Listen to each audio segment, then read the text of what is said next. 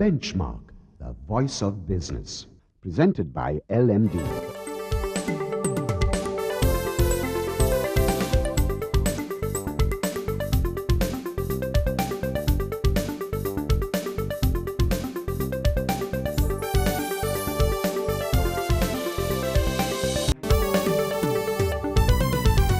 On this edition of Benchmark, Rajeev Amarasuriya, the senior legal consultant and counsel of Amarasuriya Associates, is in the hot seat as we focus on the challenges ahead for Sri Lanka in the aftermath of the constitutional crisis.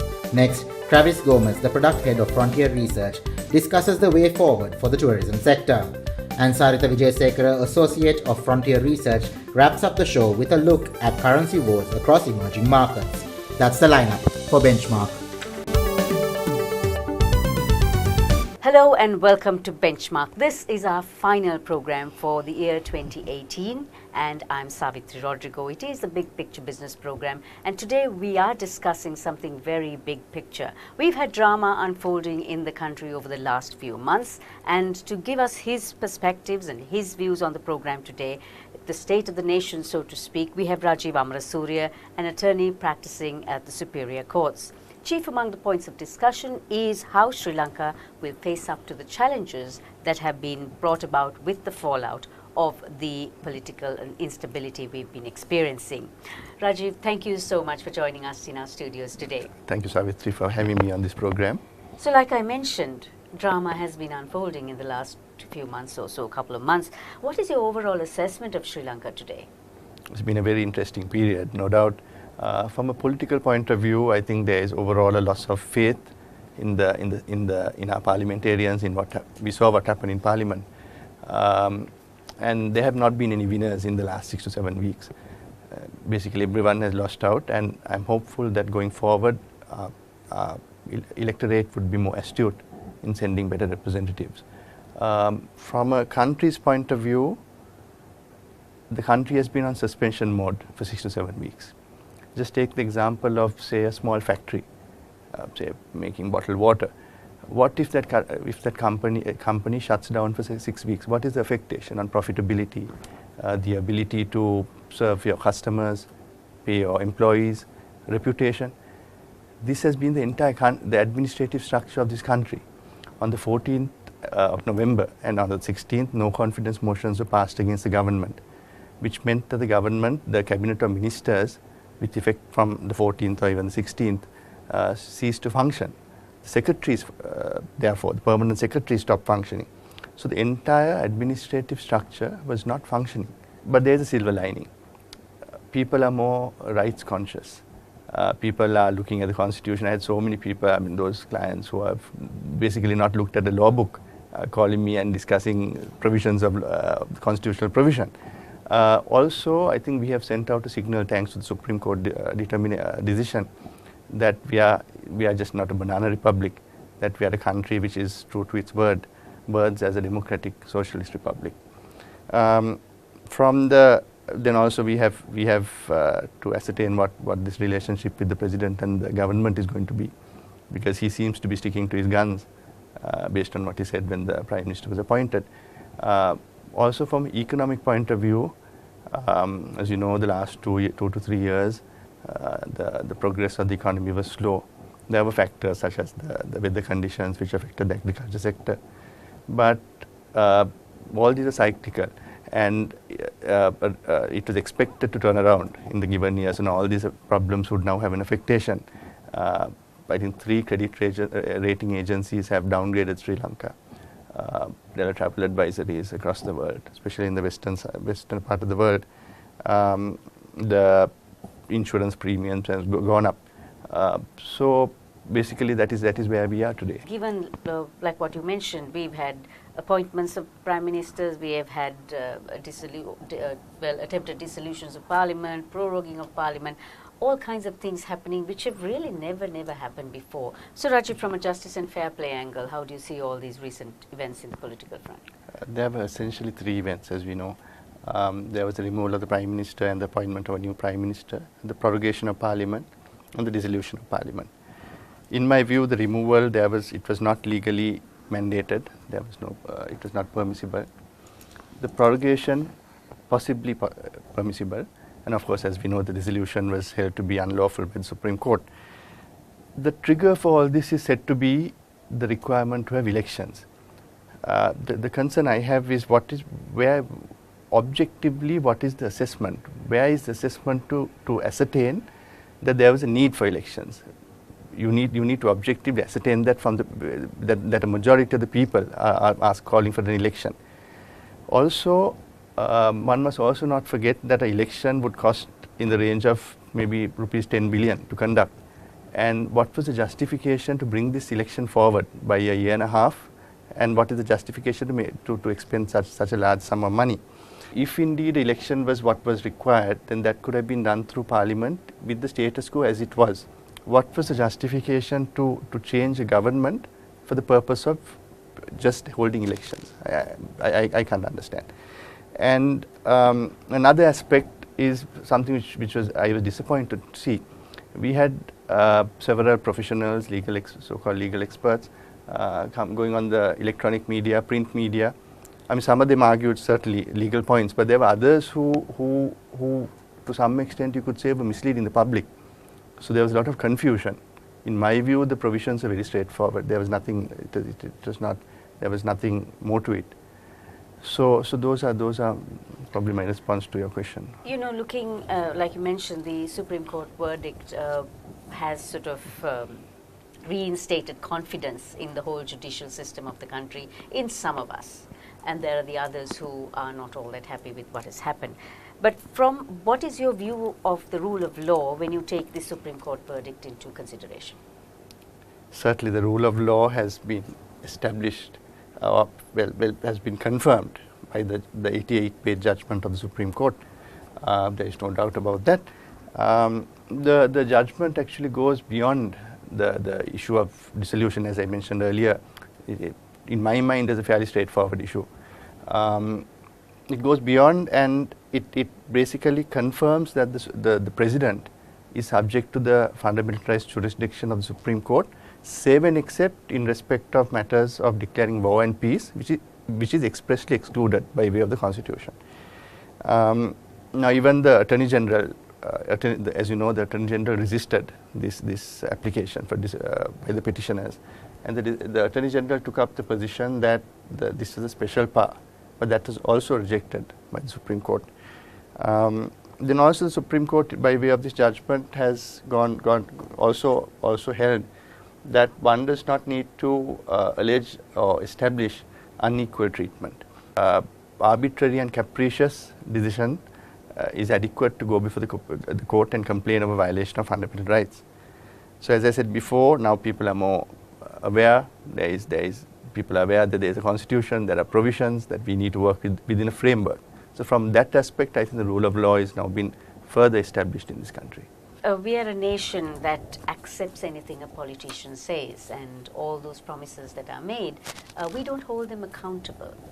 But this is a good example of how we should hold public officials accountable. In what ways can citizens actually hold government and public officials accountable for their past actions in the future? Very important area, no doubt. We need citizens and civic organizations to be more involved. We actually need independent organizations. Given that Sri Lanka is a very small society, it's very easy to infiltrate these organizations. That is a concern. But we have now, for example, the Right to Information Act that was introduced about 2 years ago.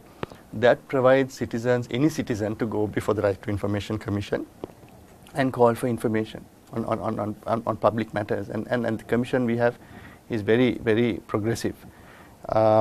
Then we have the bribery and corruption regime, which is a very good piece of legislation, which is very effective. If someone comes within that net, it's very difficult to come out of it. Then also, I think social media has played a crucial role even in the last 6 to 7 weeks, because even if there's something wrong happening in the country, it comes out very fast and it's shared. People are aware. So I think politicians and public officials going forward would be very concerned or should be more careful in what they do. Then of course also the fact now we had from the 14th of November we did not have a government in place. So if there has been any loss incurred by following unlawful orders, those public officials must be taken to task. Why I say this is because not to prejudice or do harm to any of these officials, but we need to send a message that this society, this country will not tolerate unlawful activity, to ensure that this does not happen in the future again. Then also I think overall everyone needs to be responsible, and when I say responsible, it's not only the public servants or the politicians, the corporates, we citizens. Now take for example, during this 6 weeks, we had leading corporates going and seeking a reduction in the sugar tax, which in my mind was unacceptable. I mean, one must wait till things matter sort out and do it the right way. So I think all of us are responsible. Collectively responsible indeed. Yes, Rajeev. We'll continue with the discussion after a break. So time for a commercial break. On the other side, Rajeev Amarasuriya talks about the implications of the country's constitutional crisis on our national reconciliation efforts. Stay with us.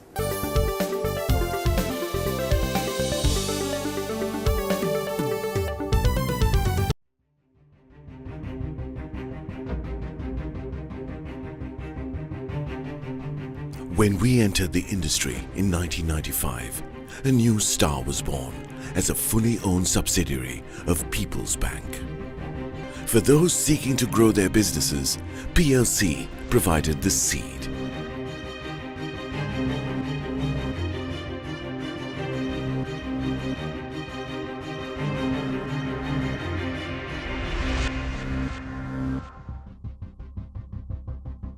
We are not only Sri Lanka's #1 leasing company, but also the largest non-banking financial institution.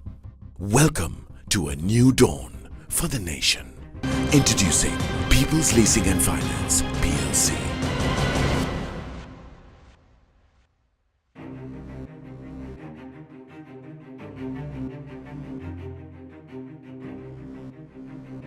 LMD is making waves, airwaves. The next big thing from Sri Lanka's pioneering business journal, LMD Podcast, now online. Listen to our articles on the go at www.lmd.lk. Select, play, listen. It's that simple.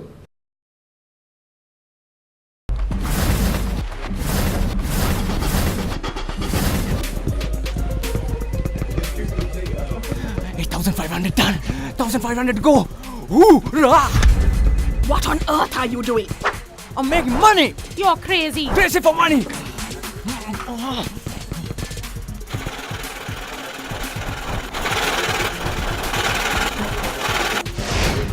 10,000 steps done. Who the man? I do it every single day. Show me the money.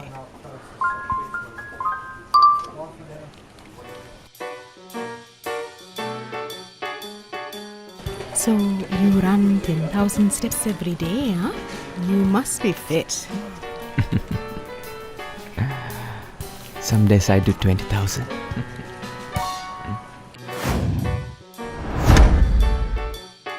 Hoorah!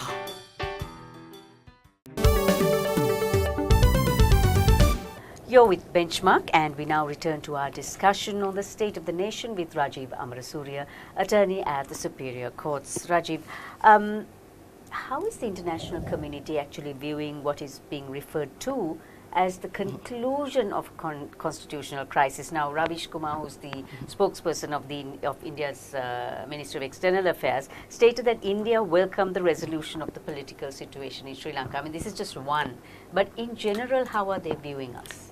I think very positively from the point of view of the rule of law, and also the independence of the judiciary. The question, of course, is whether the crisis is over and whether matters are back to what it was prior to 26th of October. Also from the investment point of view, once again, we need to regain the confidence, the lost confidence. Also, now we need to sort out our matters, Savitri, within, because the whole world is watching us. And to that extent, I was disappointed to see what the president, he certainly has certain concerns. But in my view, those are things which maybe should not have been opened out to the media, because that is not something we want reported in New York or in New Delhi, because if we lose if the country's image is compromised, that's something which will last for generations, not this. So we need to be careful in taking up political issues outside. An interesting point you brought up earlier, in the earlier half of our program, was the corporate sector's responsibility in this situation. Now, how do they work? What do you think how do you think they should have been acting in this situation? Well, I think, we have chambers, we have several chambers of commerce, we have groupings.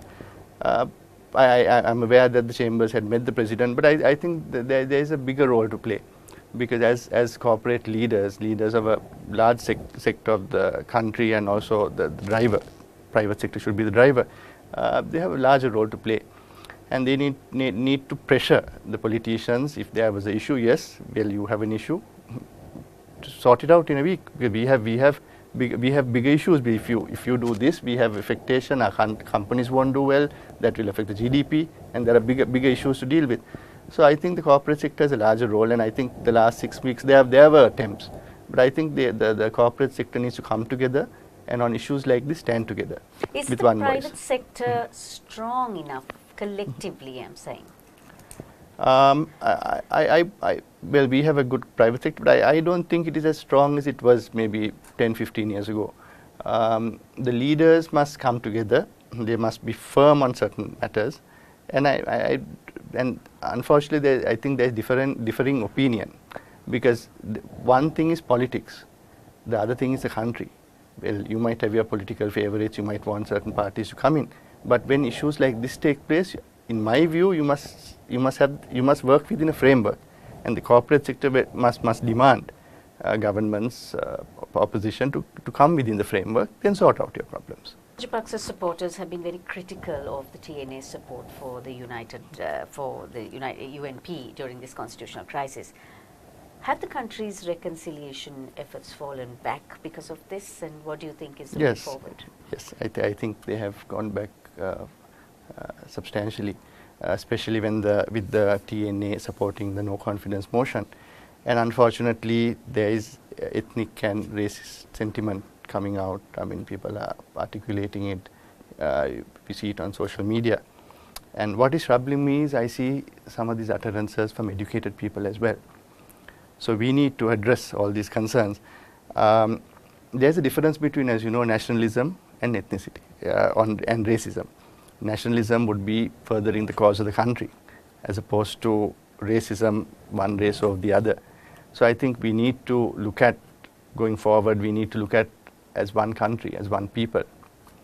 See how all Indians, irrespective of so many races, ethnicities, they are all proud to be Indian. So I think we need to bring back that, I think you felt we need to be proud of being Sri Lankan, and take that out to the world. From a social perspective, Rajeev, has the country made sufficient progress when you look back at the whole year? Any progress which was achieved, I think, was reversed in the 6 weeks from a social context. What happened in Parliament was extremely disappointing. Everyone was watching what was happening in Parliament, from the school-going child to everyone at home. So I think there's a problem with our value systems also, because what happened there might be reflecting what is actually happening in our society, which is troubling. Then also I think the media needs to play a better role going forward, because we saw the media often, there were times when the media was not independent, not objective, and then as you know, it's the fourth pillar of democracy. So I think we need a stronger, more independent media. Then from a social point of view, the cost of living is affecting everyone. The rupee is devaluing substantially. And also you asked the question, is there adequate progress? But for progress, socially there also needs to be economic progress, and we have not seen that. So it's difficult to ascertain whether there is, and one cannot expect there to be too much progress when the economy also has not done well, and also the last 6 weeks has severely affected any progress. Just one other thing I would like to touch on now. Take, for example, Savitri, the So Sri Lanka campaign, the tourism campaign. I think the government spent $2 million US. as it was launched, we were all excited when you saw, I mean, we were not involved, but when I saw those videos, they were lovely videos. Within a day or two, this crisis came about. I mean, how unfortunate we can be. Rajeev, thank you so much for joining us in our studios today. Thank you, Savitri, for having me on this program. On the other side, to discuss more issues, we have Anushan Selvarajan.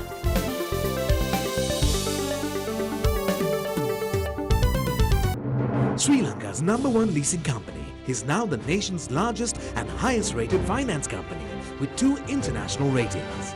Let us move the nation as one with People's Leasing and Finance PLC. LMD is making waves, airwaves. The next big thing from Sri Lanka's pioneering business journal, LMD Podcast, now online. Listen to our articles on the go at www.lmd.lk. Select, play, listen. It's that simple.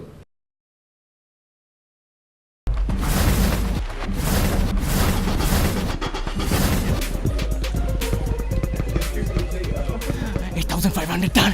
1,500 to go. Hoorah! What on earth are you doing? I'm making money. You're crazy. Crazy for money.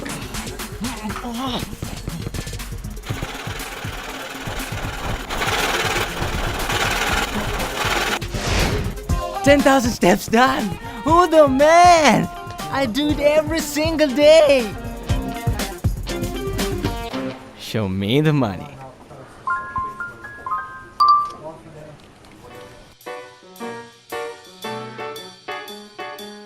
So you run 10,000 steps every day, huh? You must be fit. Some days I do 20,000.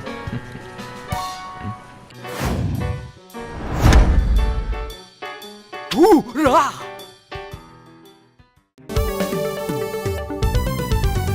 Welcome back to Benchmark. I'm Anushan Selvarajan. Now we're going to take a look at the tourism sector. Joining me is product head from Frontier Research, Travis Gomez.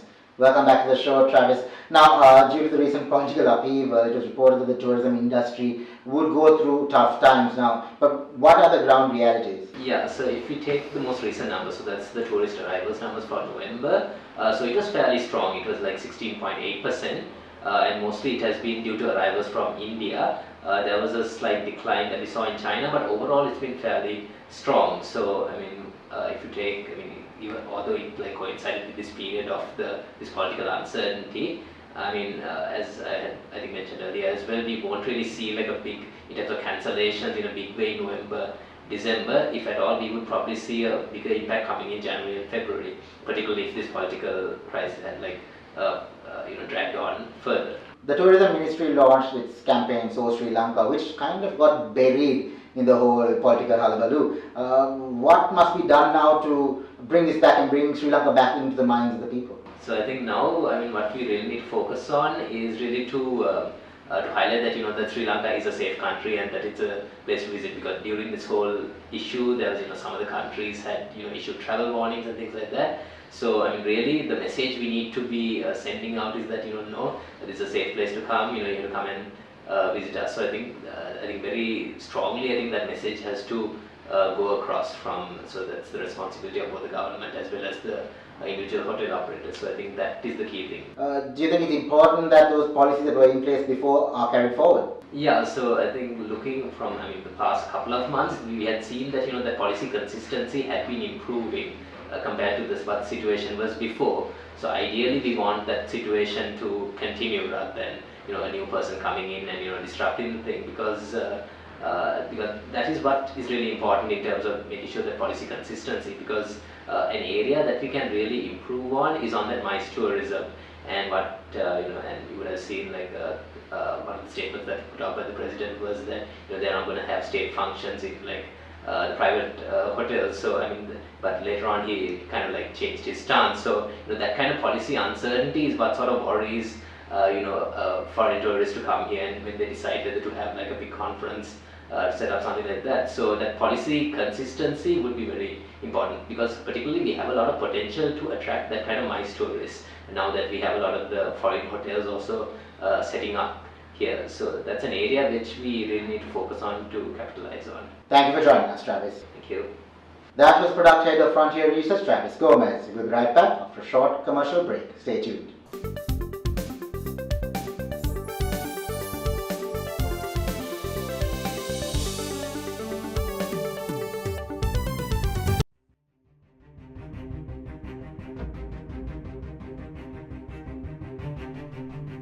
When we entered the industry in 1995, a new star was born as a fully owned subsidiary of People's Bank. For those seeking to grow their businesses, PLC provided the seed.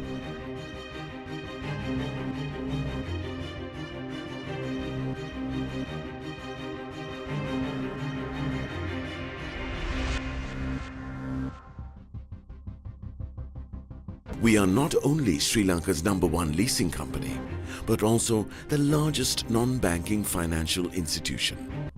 Welcome to a new dawn for the nation. Introducing People's Leasing and Finance, PLC.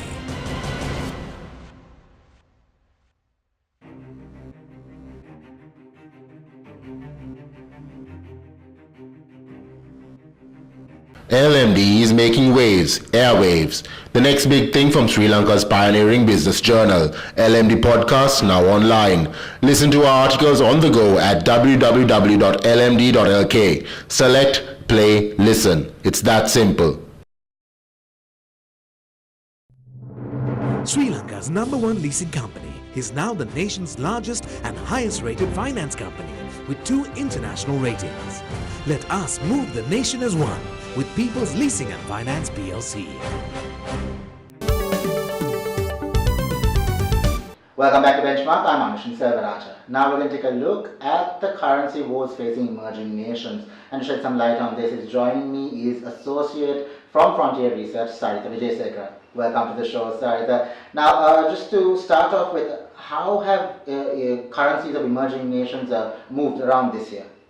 Basically, if you look at emerging currencies and how they fared in 2018, you've seen widespread weakness in emerging currencies across the board. But if you look at the biggest losers in particular, you see the Turkish lira and the Argentine peso, which have depreciated 40 to 50% within a short span of time.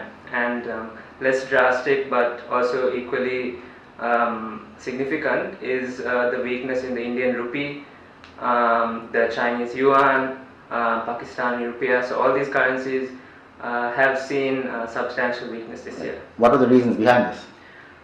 So if you look at some of the main reasons, there are mainly global factors. So there are a combination of global factors which have contributed to this weakness. So the main factor, I think, is the gradual tightening by the Federal Reserve. So they have been increasing their interest rates this year. They've increased it 3 times, and they are forecasted to increase in December as well. So what happens is when the Fed increases its interest rates, it is accompanied by a strengthening US dollar. So this has put a significant weakness on emerging currencies. And another effect of the Fed tightening is also the capital outflows from emerging markets, with investors looking for higher yields abroad in the US. So apart from the Federal Reserve, there are also a couple of other factors. If you look at oil prices, rising oil prices have been putting pressure on emerging markets, particularly countries like India. So the Indian rupee is especially vulnerable to rising oil prices, and that is why you've seen 14 to 15% depreciation somewhere around September.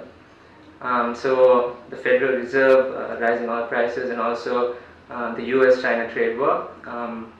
It's been in the news lately, and that is causing significant uncertainty amongst many emerging currencies, and that is sort of causing a widespread sell-off among emerging currencies. Now, Saritha, yes, emerging nations, they've had a problem with the currencies, but now they've started to appreciate. But Sri Lanka, on the other hand, our rupee has stayed down, and it's not appreciating as fast. What do you have to say for that? So if you look at the performance of the Sri Lankan rupee this year, there are actually 2 bouts of depreciation. So sometime in September you saw, as you said, moderate depreciation. But again, in October, following October, November, there was a much sharper rate of depreciation. So the first bout of depreciation in September is, as I said, caused by the knock-on effect of global developments. But the reason that the rupee fared slightly better or depreciated by a smaller margin is because of the strength of the external reserves. So the fundamentals of the rupee have been improving under the fiscal consolidation agenda of the government, and the progress towards the IMF's sustainable goals has also help strengthen the external position of Sri Lanka, and that has sort of, if you can say, shielded the rupee against significant depreciation.